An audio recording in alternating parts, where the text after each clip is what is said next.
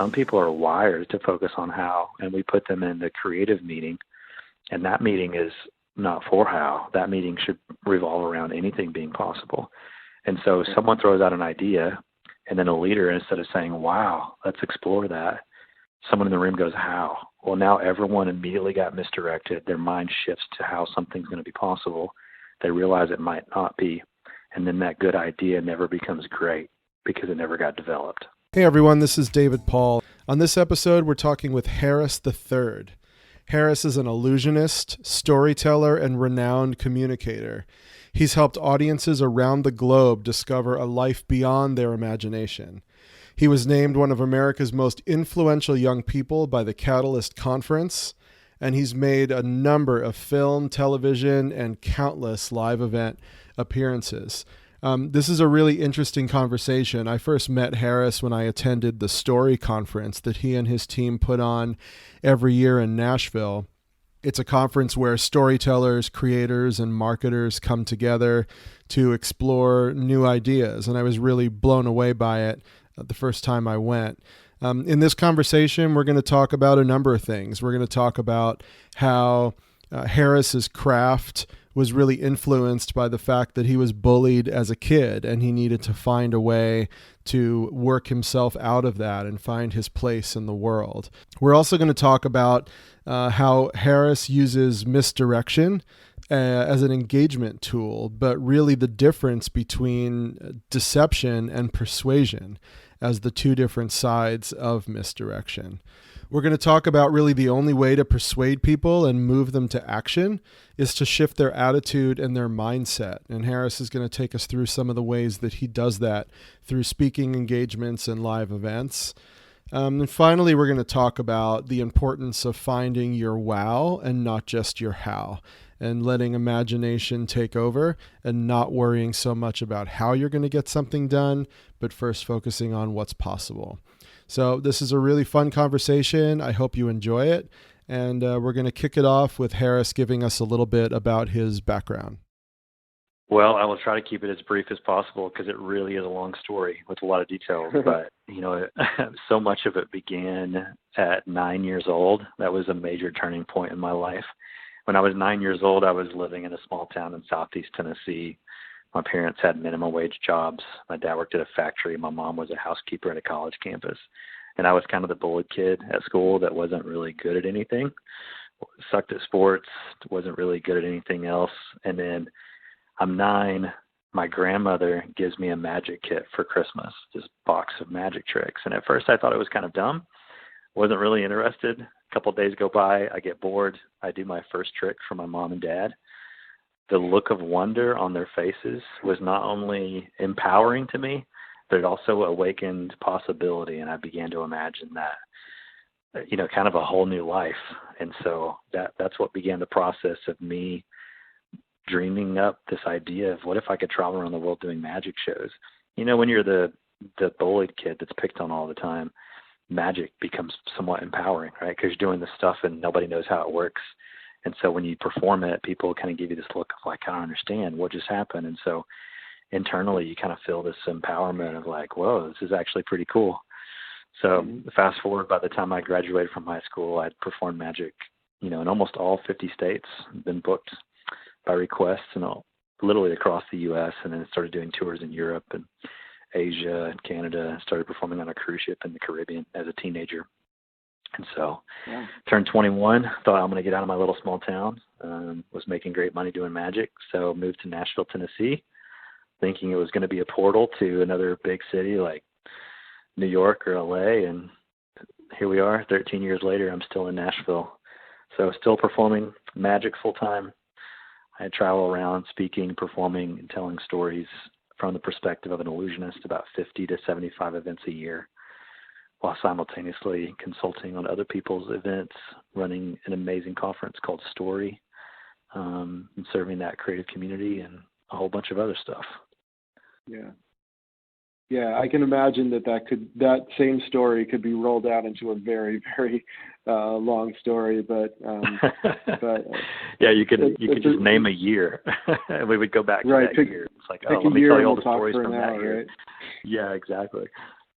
So when you got that box of magic at 9 years old, and whenever you felt like you started to become good at it, did you ever go back to any of those kids that had bullied you at school, or where you felt like more of an outcast? And did you kind of amaze and delight some of those kids, same kids at school? And did that change your remaining years at school at all? Oh, absolutely. Yeah. That's the nature of living in a small town is, when I was going through my freshman year of high school, for the most part, my class consisted of the same kids that made fun of me in third grade, So we all kind of changed over the years and grew up. But yeah, it kind of shifted because a lot of it had to do with your social status. My parents having minimum wage jobs and us living out in the middle of nowhere. And then, fast forward, I started making six figures a year as a magician, probably when I was about 14, 15 years old. And so to all these other kids, and even though they lived in a small town as well, a lot of them were more well off. All of a sudden I was like the cool kid in my school, which, right. Looking back had its pros and cons, but it also forced me to kind of start changing things about myself that I wish I wouldn't have changed at the time. I started making some choices that I still regret to this day, all because of that social pressure of wanting to go from being bullied to being one of the cool kids. Yeah. Well, I know that feeling too. I myself, I was also bullied in my younger years of school.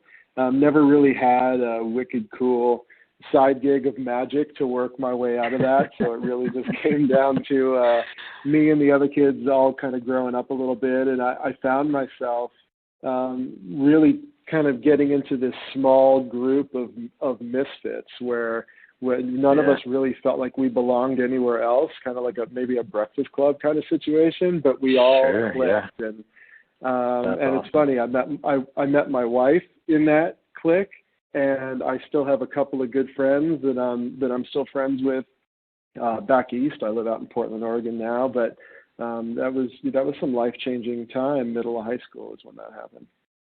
I'm jealous. I never really found that group. I think part of it, after my freshman year, I dropped out of public school, kind of did a homeschooling program on the road. My parents joked around and called it, they said I was in hotel school instead of homeschool because I was traveling full time. But I think I left before that chance of finding that new group, because even though I was one of the popular cool kids because I was the guy doing magic tricks all the time, at the end of the day, those weren't really true relationships or friendships. It was the gimmick of magic tricks. Like, hey, Harris, come over here, man, do a card trick. Well, they weren't really friends with me if they just wanted me to impress their friends. And so I was kind of like the little circus monkey that you could call over.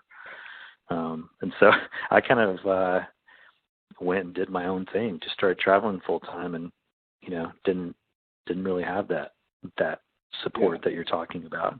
At least not, I did from a group of adults, but not from other kids my age. Yeah, and so to the other kids, it was kind of like you talk about. It was that gimmick, and that the fact that you of all people are suddenly coming out and being cool. But then, as you've grown up and done it as your career, you had this one series on YouTube. I don't know if you still do any of them, but it was your Random Acts of Magic series, where they're 2-3 minute videos, but you would stop people on the street or go up to a Salvation Army change collector, and you would delight them with magic, but then you'd also leave them behind with something wonderful for them. And what struck me about that was you while you were doing it as a YouTube video, and clearly it helps build your reputation, but there was a sense of joy in your eyes and on your face. And I think you got as much or more joy out of doing it than they got out of receiving it. How did that get started? No, and was there one particular one of those that really stands out at you that was just an amazing moment for you? Yeah. All of them stand out, obviously. That really started, back when I was 21 years old. I don't remember how many years it's been since we started filming them and putting them on YouTube, maybe 3 or 4 years ago, I guess. But man, when I was 21, I'm trying to take this really long story of my life and shrink it down into small, deliverable sound bites. But I had made $1 million. I had escaped my small town. I'd built this house in Franklin, Tennessee, which is a kind of a wealthy suburb of Nashville, and I had no idea what I was doing, and my identity and value was kind of wrapped up in the perception of other people. And it was that, like, you know, my life doesn't really mean anything unless people think I'm cool. And so I, you know, did the whole American dream thing and bought nice stuff and parked nice cars in my driveway. And then I ended up on this artist retreat down in Central America. And on the last day of this retreat, we went to visit some families that one of the nonprofits we were volunteering with was working with. And they had like seemingly nothing in terms of physical possessions, but they had so much joy. And it's because, like, in the process of asking them a million questions, it's like they just felt grateful to be alive, and they felt grateful for the support they were getting from this nonprofit. Their kids weren't starving anymore. They had access to clean water because they had dug a water well. And here I was whining and complaining about my difficult life back home in America. And so I think that experience kind of became a catalyst for me to live a different kind of life. And so I came back to the States, and my wife and I had gotten married young that year at 21. And we just kind of got really serious about, like, what do we want to invest our life in? What do we want to pour ourselves into? And it was really unfulfilling for the answer to that to always be ourselves. And so we started asking, what would it look like to focus on how can we take the talents that we have to try to change the future of the way the world looks, to leave a different legacy behind. And so we just started trying to live a more generous life, not just throwing change in a bucket or putting $1 in the hand of a homeless dude on a street corner, but like stopping and asking that dude's name and finding out his story. Like, hey man, what's your name? How'd you end up here? Like, instead of just giving you money, I don't have anything to do for the next 30 minutes. You want to go down the street to this KFC and, like, let's get a bucket of chicken and eat it together and, like, talk, and I want to hear your story. And so I had already kind of just started, like, understanding the impact of what it felt like to be a part of a random act of kindness for a stranger and hearing their story. And so those videos that you're talking about are really just, you know, I thought, man, if everyone else could experience this for themselves, then they would want to go live this kind of generous life. And I realized that was what was truly magical, is kindness for a stranger. That's magic. But I was already doing magic tricks for strangers on the street sometimes, and I was already doing random acts of kindness, like every now and then buying the groceries of the person in line at the grocery store in front of me or behind me. Why not capture it on film, throw it on YouTube in hopes that it inspires other people to do the same? And it did. It worked. You know, during the time we were publishing those videos on a regular basis, we were getting, like, emails through our website, Facebook messages. People were just like, hey, I just bought coffee for the people in line behind me at Starbucks. Hey, I just took a guy out to dinner. Like, I actually let a homeless dude in my car. Like, crazy stories that people would have never done, but they did because they saw that video. And so for me, my favorite one, it's a long way to answer your question, but we did this one at a gas station where we were buying people tanks of gas. And I turned to our video crew, and he was like, so we've got everything that we need. And I was like, well, there's still daylight out. We have everything we need. But, like, that was so much fun. Let's do it again. And so we went inside and bought another few $100s worth of gas cards, and we just kept doing it without the cameras. And, man, it was a highlight, because you begin to realize that magic is not about the trick. Magic is not something that you watch a magician do. Magic is something that you feel in response to true magic. And it was really, really cool to be a part of all that. Yeah, no, it was awesome. I loved watching them. It just put a smile on my face to watch each one of those. And in one of them, maybe more of them, you said true kindness is real magic. Yeah, it is. So I imagine that's what came out of that. So speaking of real magic, I also heard that seeing snow for the first time as a kid was a major real magic moment for you. So let's rewind a little bit. Is that really Sure. when you were just captivated most by something wondrous? You think that planted an important seed for you? Yeah, you know, it didn't snow very often in Southeast Tennessee in the mid-'80s, and it happened twice, and I'd missed it. We were further south visiting family. And so kind of by the age of 5, I'd seen it on TV and in Christmas movies, and I'd wrapped my little 5-year-old brain around the concept of snow.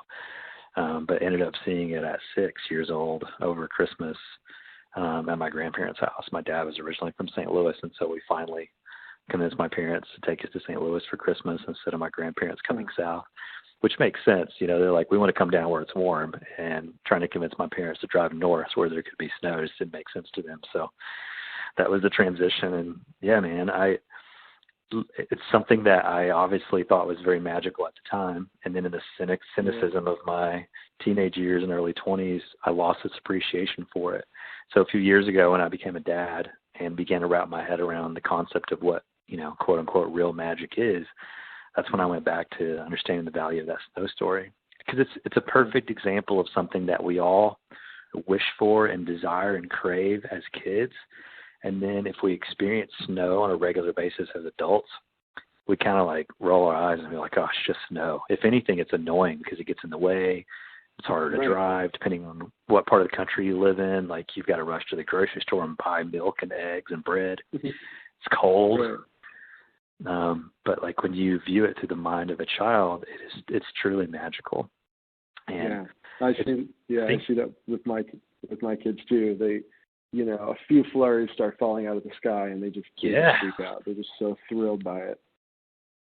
Yeah, it's ironic that people call what magicians and illusionists do on stage magic when they're just tricks, right? They're just illusions. I'm not like into witchcraft. I'm not a wizard or Harry Potter or anything, right? Like we all know those are just sleight of hand magic tricks that use psychology, but yet we call it magic. And yet we're so cynical and we look around at the world and we think there's no magic to see. And yet there actually is real magic all around us. And so the thing that we label magic is not. And the thing we roll our eyes at and think is fake is actually real magic. So it's just really ironic that people call us magicians. Yeah. No, that's funny. And so let me ask you this then, because you mentioned your son. His name's Jude, right? Yep. Right. So you mentioned your son, and we're talking about the snow story. So on your Instagram feed back in December, you have this amazing photo of you and your son on stage. I'm assuming it's the end of one of your shows, and you probably brought him out. The audience, I'm sure, loved it. But it looked like what was falling from the sky was snow, maybe confetti or something. But is that part of some of your shows, and do you deliberately make that snow? Yeah, sometimes. Yeah, I do. I will tell that story of, you know, what real magic is, and to try to take people back to that moment of feeling wonder. You know, I tell that story, and then at the end there's a magic trick where it snows on stage, quote unquote snows, you know. And then I was doing this series of Christmas events, and Jude was basically on the road with me for that weekend so we could hang out with each other. And I told the host of the event, he was standing over in the wings of the side stage of the theater, and was like, hey, the moment that I finish making it snow, before all the snow falls down and hits the ground, like just release him and let him run on stage and let's see what happens. And so they let him go, and he like ran on stage, did a few circles, and then ran straight to the front edge of the stage and kind of like smiled at everybody and just posed. And the crowd went nuts. So I don't know what that means. It might mean that he has performer in him, or that I'm going to be replaced sooner than I realized. I don't know. It's in his DNA. But that is an amazing, that moment that was captured with the two of you standing there, and you're looking up, and he's like mid-dance or something, and there's joy happening in that moment. That's an amazing photo. Yeah. But you know what else is interesting though is what's fascinating about your Instagram feed, it took me a little while for it to register with me what it was that I was seeing, but your Instagram feed is absolute happiness. When you scroll through those photos, and of course we pick and choose, and we always put out the best vision of ourselves, but there are more smiles and genuine happy faces in that feed. And I think it must just really speak to what you bring out in people, but also how you seek to spend your time and spend your days.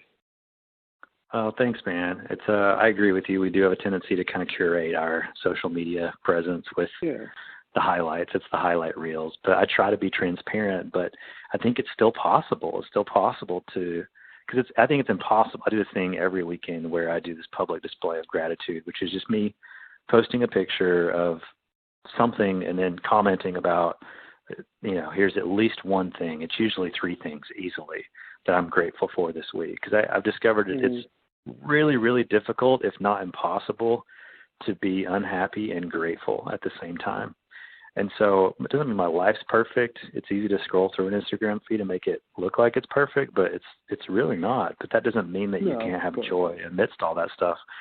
Because a lot of people think that real magic is, it's always at the top of the hills of the roller coaster, or that, like, you look back throughout the year and it's like, whoa, where was the magic? Oh, it was that day we went to Disney World, or was that, that one night where we were on vacation in the mountains and we got to watch the sunset over the whatever, and it was perfectly 68 degrees outside. Those mountaintop moments tend to be the things that we label as the truly magical moments. And then that perspective is what makes the rest of the year seem somewhat mundane. But with some intentionality and with an understanding of what real magic is, and keeping wonder and curiosity and imagination awake in your mind and in your heart, I think it's possible to find beauty and magic in those mundane moments. And so it's not that every day of my life is perfect and happy and filled with joy. It's just that even the days that aren't so great, it's still possible to find some joy in those moments and find something to be grateful for, which means there's still a reason to smile. So it's possible to take a picture every day and still smile in it. Does that make sense? Yeah, well, no, it does make sense, and it puts a smile on my face. So you're spreading that joy around too, which is awesome. Yeah, it's contagious, right? I mean, it is. So many people have saying, they're like, man, every week he finds something to be grateful for. Maybe I should be more grateful about something. They watch a video of me doing a random act of kindness and talking about how magical it feels, and they're like, maybe I should do a random act of magic. You don't have to be a magician to do a random act of magic for somebody if kindness is truly magical. Yeah, and that's the greatest reward, if you can influence other people and spread good in a world where, unfortunately, the negative stories are the ones that are the loudest and often make us feel some days like everything's bad, when really it's just the noise. It's the loudest stuff, and there's so much more good than bad, and you just can't let the good get drowned out. No question. I mean, fear is a very positive motivator, and so that's why it works. And so that's why so much of our system is built on that. You've got to keep that alive. Otherwise, people step out of line and they don't settle for the status quo, and then the world starts to function differently. So it's kind of like the Matrix, right? If you remember that movie, it's like if we can just all walk around without an awareness that the Matrix is real, well, then we kind of just keep going through the motions and we don't make a fuss about anything. And so the world needs us to. The world is conspiring against wonder because it needs us to stay in line and not mess anything up and settle for the status quo. So. Yeah, no, I love that. So you and I first met at your story conference last year, which you mentioned earlier, in Nashville. It's the first time I attended. I loved it, by the way. It was just an amazing couple of days of a really well curated, organized event that was just inspiration after inspiration. But what I'm most curious about is that putting on an event like that is no easy feat. And having to engage a large audience, a diverse audience as well, for 2 full days is really hard to do. So I'm curious, now that you've done it for a number of years, and I'm sure you're getting better at it and learning from it every year, what have you learned from producing that conference, that event, about engaging an audience and keeping people's attention throughout those couple of days, and also having it linger on after they leave, that maybe you didn't know before you started putting on that event? It's a great question. We could go so many different directions.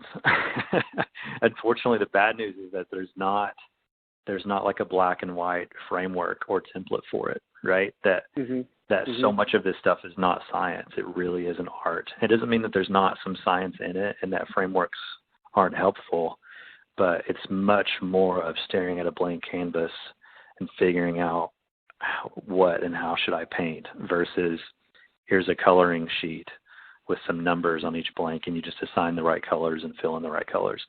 So that can sound somewhat discouraging and hopeless to someone who has never planned an event before and they just need some guidance. But that doesn't mean that it's not possible to get better at it.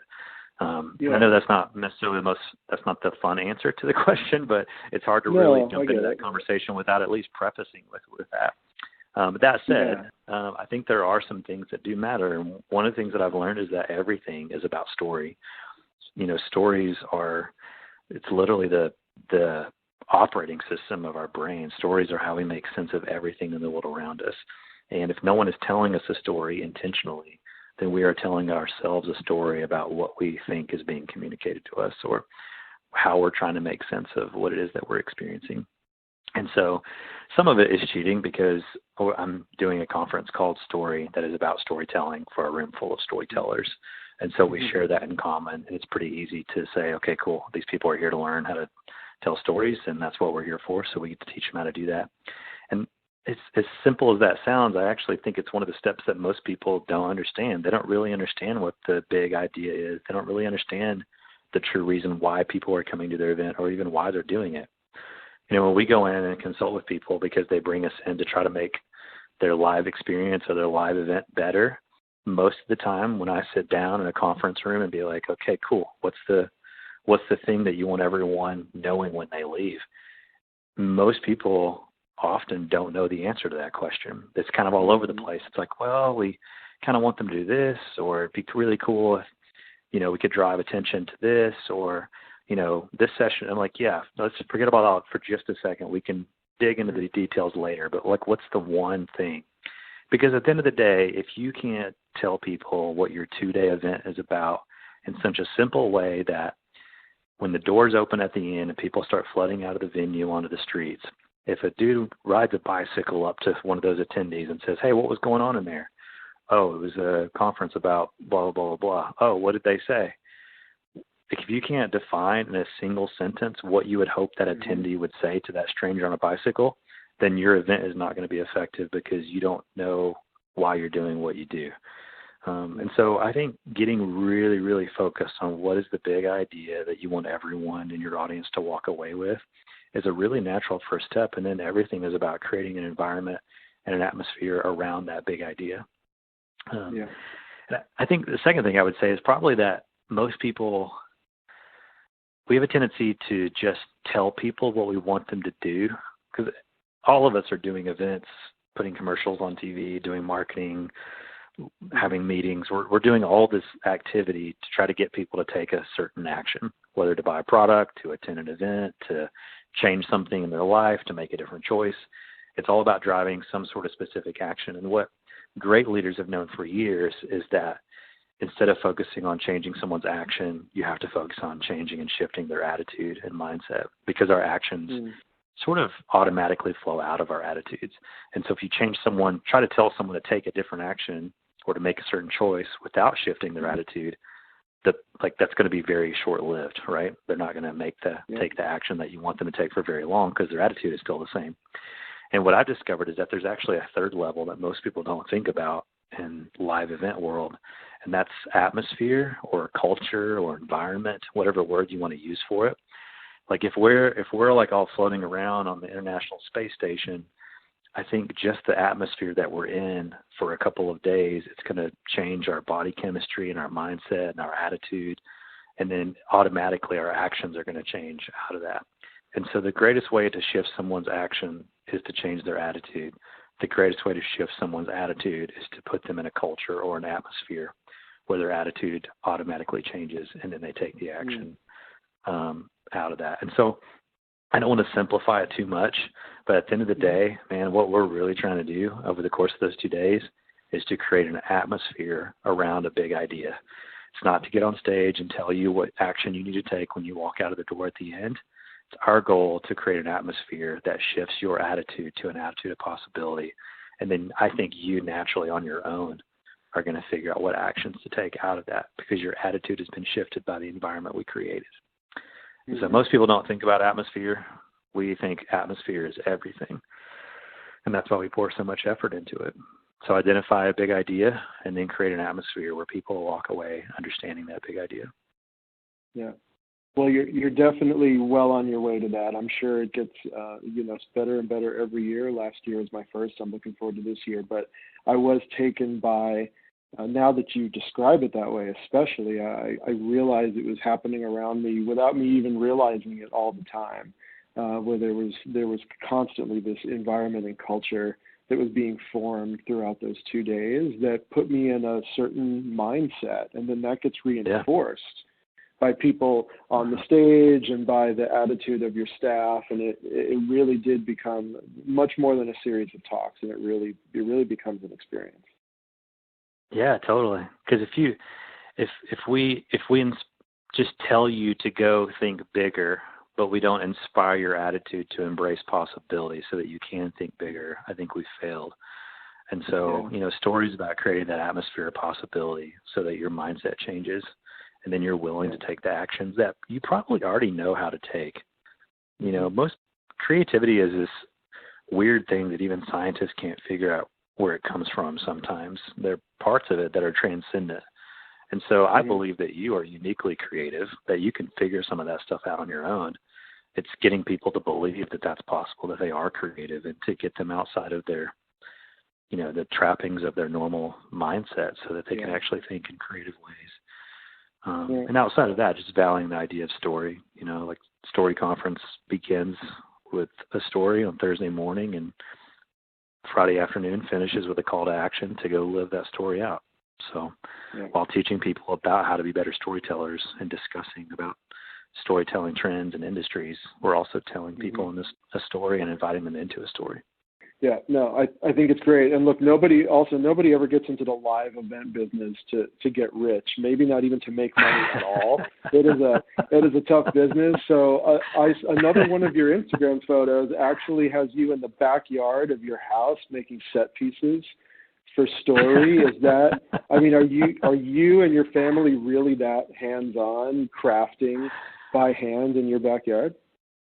Oh man, yeah, that was it might have been the parking lot at our office. I think it was with my kids or something. I don't. Yeah. Yeah. I think I know which picture you're talking about. Yeah. Some of it is that. Some of it is, I don't know how deep you want to get into this, but our company itself, story is not really a profitable venture for us. As long as we don't lose money doing story, we take 100% of the income that comes in from registrations, and it gets invested back into the conference experience.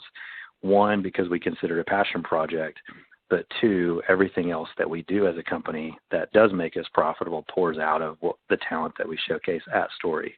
And so like our consulting clients, they hire us because of the experience they had at Story. The people who hire me to come in and speak, they hire me because I'm the guy that directs and creates that story experience. And so that takes some of the pressure off of us to make a lot of the decisions that a lot of conference directors make that makes a conference less effective because they're trying to squeeze that margin out of it.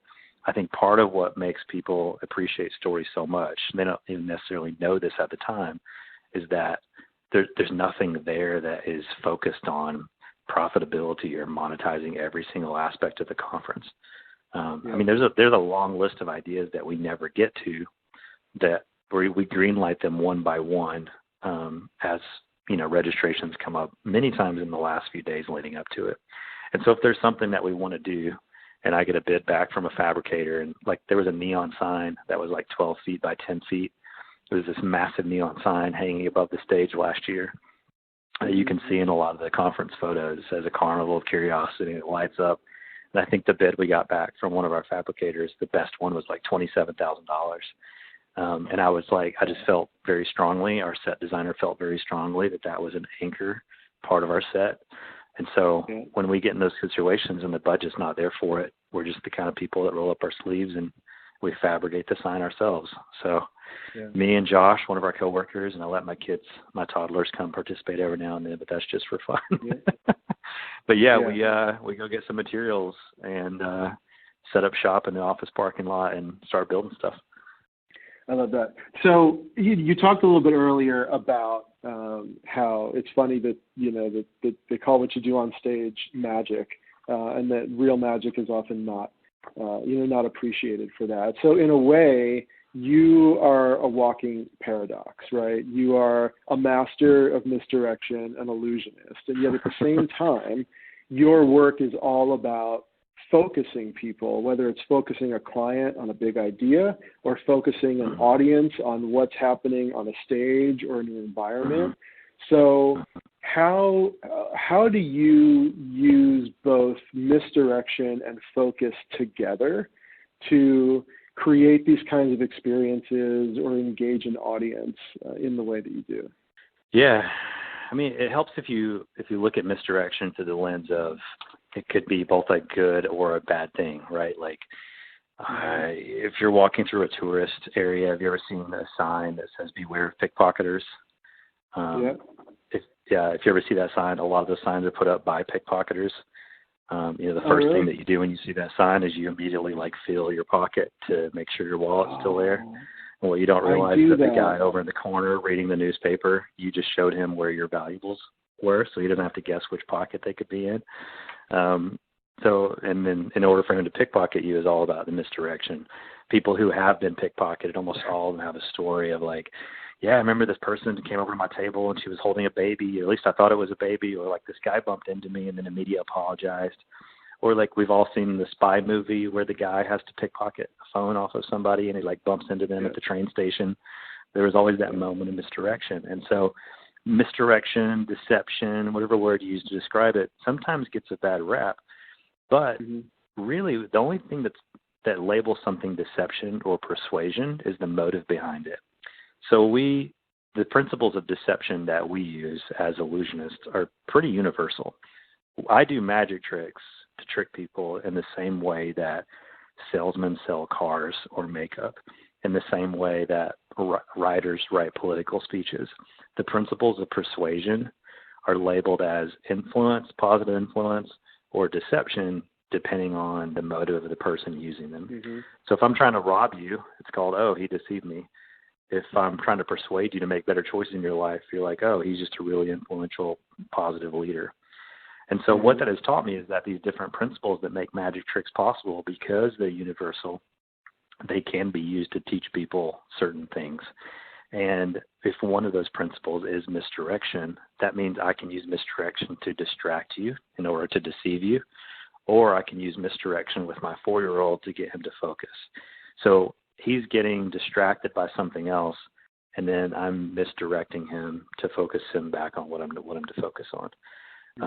And so it's less of a how do I use it to distract people or how do I use it to focus people. It's more of just if you're aware of the concept of misdirection and distraction, just by nature of being aware of it and how it works can help you guard against it when it's a bad thing and teach you how to utilize greater focus.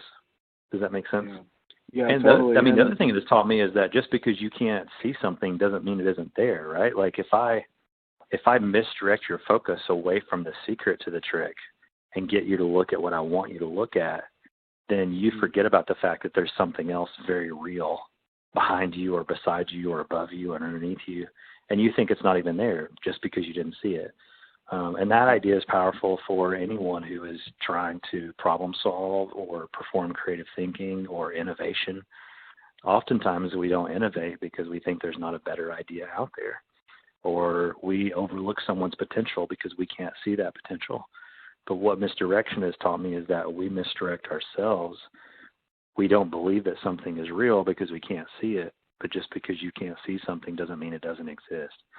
So the next time you think there's not a better idea out there and you're just ready to give up, just because you can't see a better idea doesn't mean one isn't there. The next time you label someone as, well, they don't have the potential to fill that role, well, just because you can't see that potential doesn't mean it doesn't exist. Misdirection is a powerful thing. You could have just been distracted. Yeah. Well, so how can people use that for themselves? I mean, we've got people listening here who are in all kinds of industries, whether they're creating content or entertainment or, like you said, writing political speeches or one side of a debate, and their job is to ideally persuade, not decept, but persuade or influence. So when you do kind of run into those blocks where your mind just can't see beyond what's literally in front of you. How do you work with people, and how can you maybe advise people to be able to look past that or open their mind and let these other things in that will lead to that higher level of engagement? Yeah, gosh, there's so much, and it can get really It's deep. It's $1 million question, I know. Yeah, I'll try to give you just one simple tip that maybe might help. Yeah. And will also serve as an illustration to kind of give you an idea of what I'm talking about. So, like, sometimes when we're in a brainstorming meeting, we leave a lot of potential ideas on the table, simply because we're so focused and distracted by how something is going to work. And it's the same way that people come to a magic show. Like, people ruin magic shows experiences for themselves because when they see a magic trick in 2018, they immediately jump to how. Well, in 1918, everyone went to a magic show and they just said, wow. Like, they didn't have this intense need to be like, I have to understand how that just happened. They were comfortable because they were in an era where everything was seemingly magical. And so they just said, wow. And I think a lot of times in creative meetings, and whether there's someone, I'm not talking about creativity in the form of like artistry necessarily, but even someone who's brainstorming content ideas to an engineer who's trying to innovate with a certain type of technology. So many times we get misdirected by the how is this going to be possible that we don't let wow have a moment to breathe. And so the idea of championing wonder in creative brainstorming allows you to stay focused on potential ideas and wow things that you haven't discovered yet, because you're willing to not allow yourself to get misdirected by the how question. And we all have to get there. Like, we wouldn't have gotten to the moon had someone not eventually said, okay, we dreamt up this thing, how are we going to build it? And they have to figure out, how do we innovate the technology? How do we engineer a rocket? Like, we all have to have a how meeting. The problem is some people are wired to focus on how, and we put them in the creative meeting, and that meeting is not for how. That meeting should revolve around anything being possible. And so someone throws out an idea, and then a leader, instead of saying, wow, let's explore that, someone in the room goes, how? Well, now everyone immediately got misdirected. Their mind shifts to how something's going to be possible. They realize it might not be. And then that good idea never becomes great because it never got developed. Does that make sense? Totally. Absolutely. So, yeah. So, like, giving wow a chance to breathe, putting wow before you rush the process directly to how. It's a simple example of how we get distracted by something in our process instead of just allowing wonder. Just give it a chance. So, wow before how. And we can talk about stories, too, forever. Obviously, the heart behind why a magic trick works is not the mechanics of the trick. It's the story that's being told. Most, even magicians, don't realize this, but they innately know it from their mentor. But if someone were to say, why does that magic trick work, they may not be able to articulate, well, it works because of the story that you told yourself about what you think you saw happening. So the moment that I remove the story from a magic trick, it really is just a puzzle. It's just like this, like a trivia problem, right? The difference between a math problem and a magic trick is a magic trick has a story, and a math problem is just you figuring out the mechanics of what the answer is. And so the moment I remove a story from the trick, it's really not that compelling. And the same is true of selling things, of generating content, of writing speeches. So you have to invite people into a story.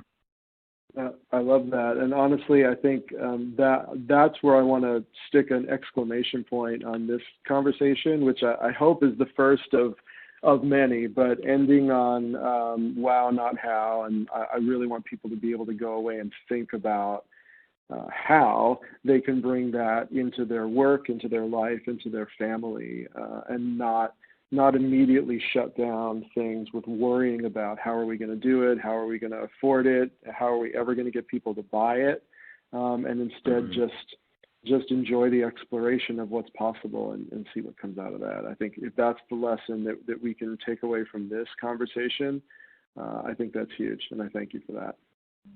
Yeah, you're welcome. I'm glad it's helpful. So let me ask, before I let you go, for those who are curious and either checking out some of your, really cool illusions or Seeing either where they can see you or learn a little bit more about you, where are the best places for people to check you out? Yeah, well, the Instagram feed you talked about is always a fun place to start on social media. It's just at Harris the Third. So Harris, I, like the Roman numeral 3. I really am a third.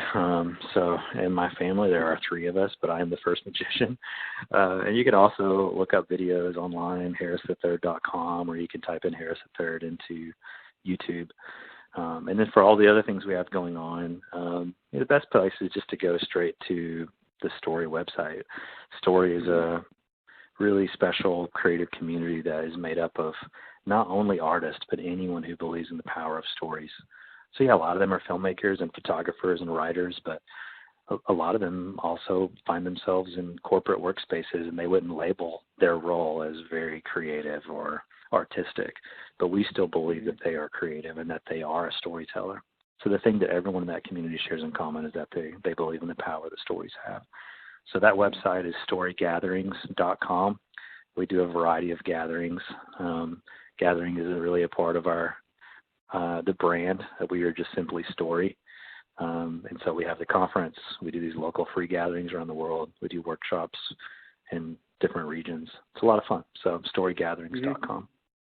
Great. Well, hey, thank you for being generous with your time. This was a really fun conversation, and I look forward to seeing you in September in Nashville at the Story Conference, too. Yeah, man, I can't wait. It's going to be a blast. All right, Harris. Hey, thanks again.